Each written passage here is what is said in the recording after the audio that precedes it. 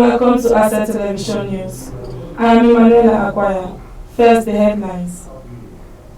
Tinubu pledges to tackle insecurity in Nigeria.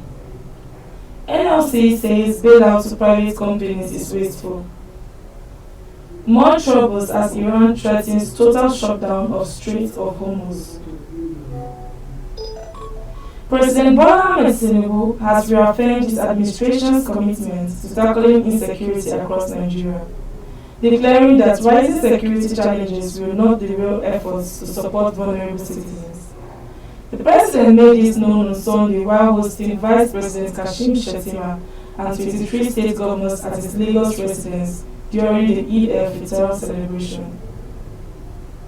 Tinubu said insecurity remains a major obstacle to national development, stressing that his government is strengthening both local and international collaborations to address the threats.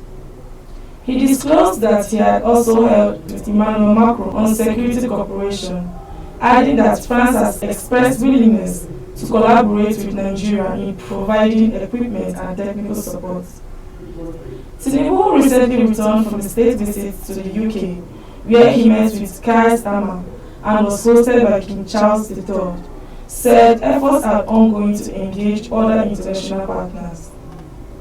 Beyond security, the president raised concerns over the economic impact of the ongoing Middle East crisis, warning that it could worsen inflation and reduce citizens' purchasing power.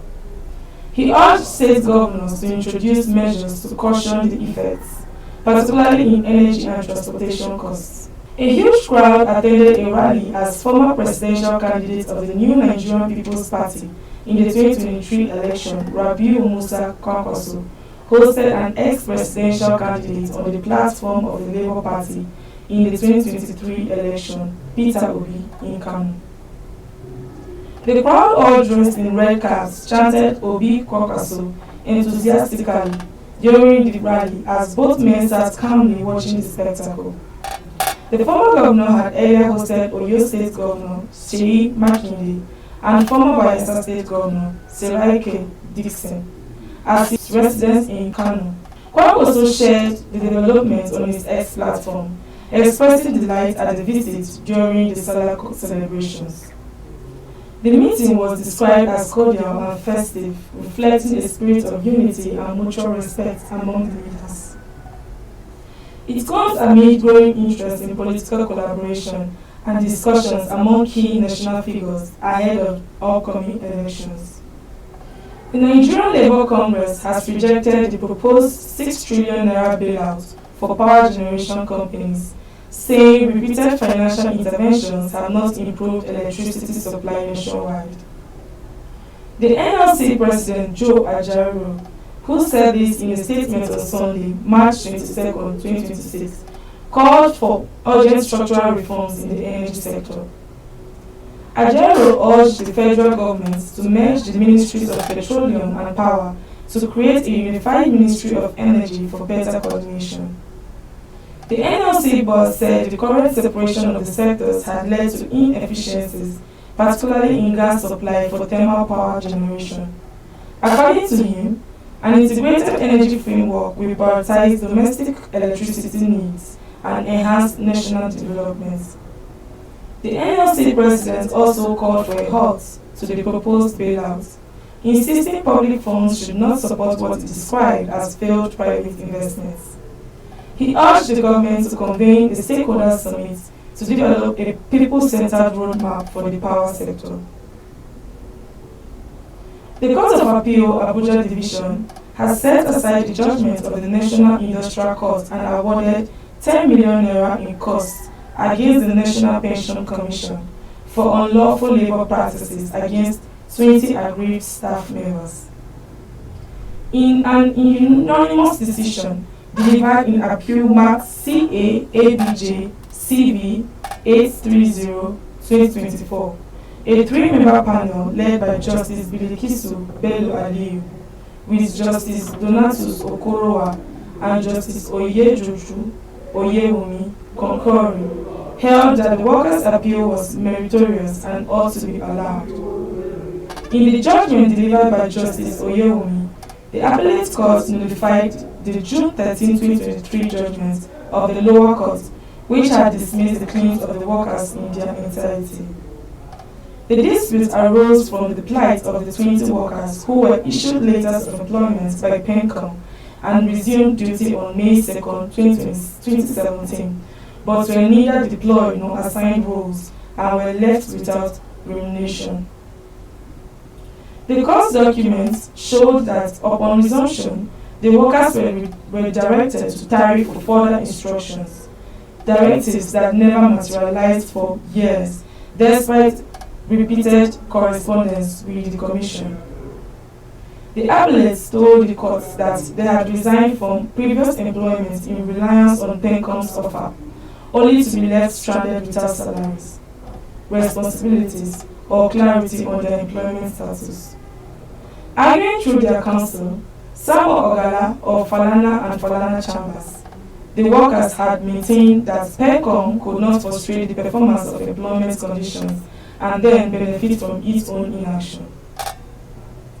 As it will be back after the short break, stay tuned. Mom, 20,000 naira for that video game I told you about. 20,000? Yes. Did that just give you money? Yeah, but I need more for this new release. My hands are busy. Go ahead, send it yourself. 20,000, okay? This boy. With OPay's large transaction shield, your face is the only access. OPay, beyond banking. Welcome back from the break. The Ministry of Steel Development has held a formal handover ceremony as the outgoing Permanent Secretary, Dr. Chris Osa Isoko, transferred leadership to the new Permanent Secretary, Ambassador Nura Abarini, who was recently redeployed from the Federal Ministry of Industry, Trade and Investment.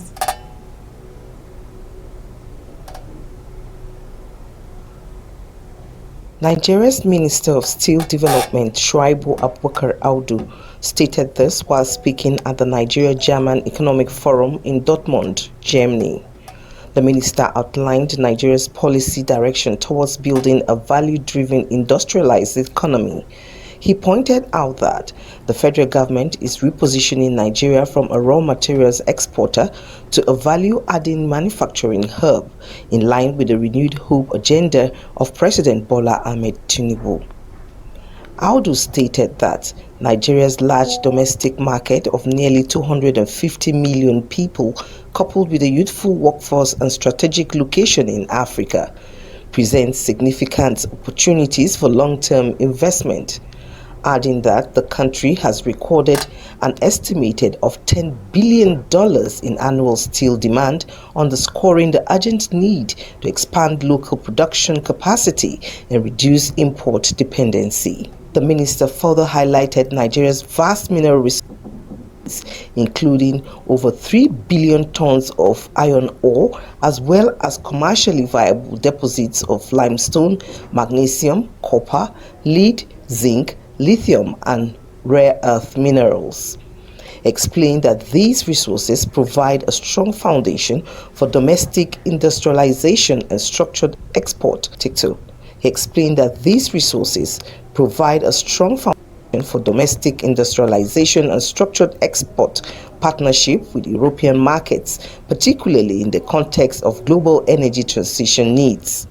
According to him, the government is prioritizing investment in steel and aluminium production, mineral beneficiation and processing, critical industrial infrastructure such as power, rail, and port systems. He stressed that technology transfer and technological skill development remain central to the policy framework to ensure sustainable growth in the sector. The Nigeria-German Economic Forum provides a platform for strengthening bilateral economic cooperation, promoting investment flows, and advancing industrial partnerships between the two countries. Mania, OCB, Asset Television News. Nigeria. The Israeli army said on Monday that it launched a broad wave of attacks against government infrastructure in the Iranian capital.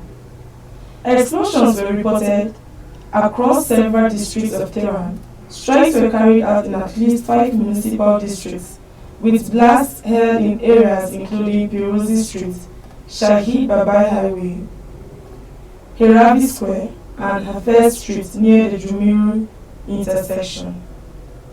No information was available on casualties or the extent of damage.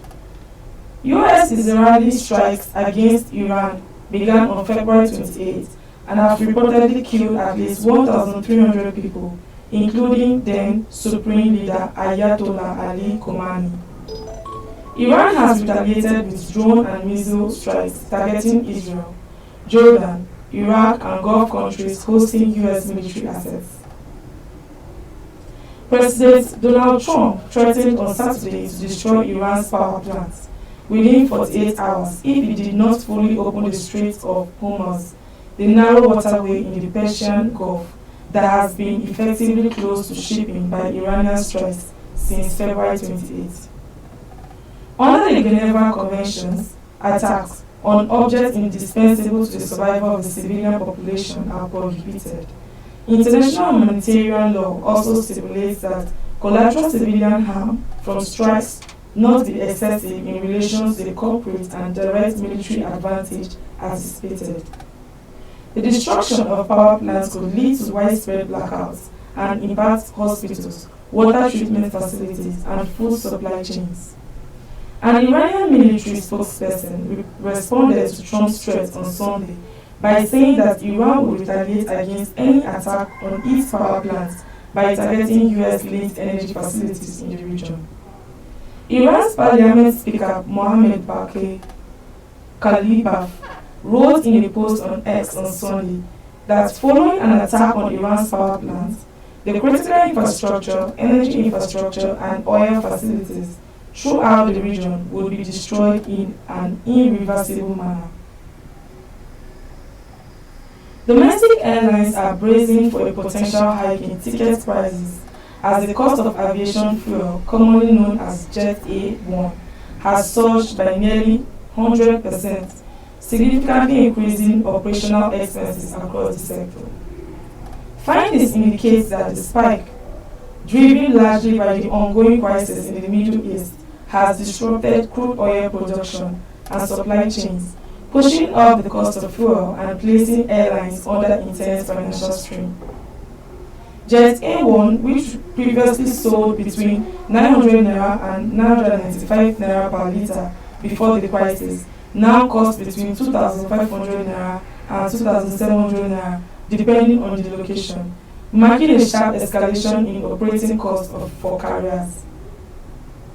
Industry operators say aviation fuel, which traditionally accounts for about 30 to 35% of airline expenses, has now risen to nearly 45%, making it the single largest cost component and forcing airlines to reconsider their pricing models. Sources within the industry revealed that fuel prices have remained highly volatile since late February, with multiple price adjustments complicating planning and scheduling for airlines. The spokesperson for United Nigerian Airlines, Chibuike Oloka, called on the Federal Competition and Consumer Protection Commission to engage operators on the sustainability of current fares amid rising costs. That's the size of our package at this hour. Do follow us on all our social media handles for more news updates. On behalf of the news crew, I'm Manuela Akwaya.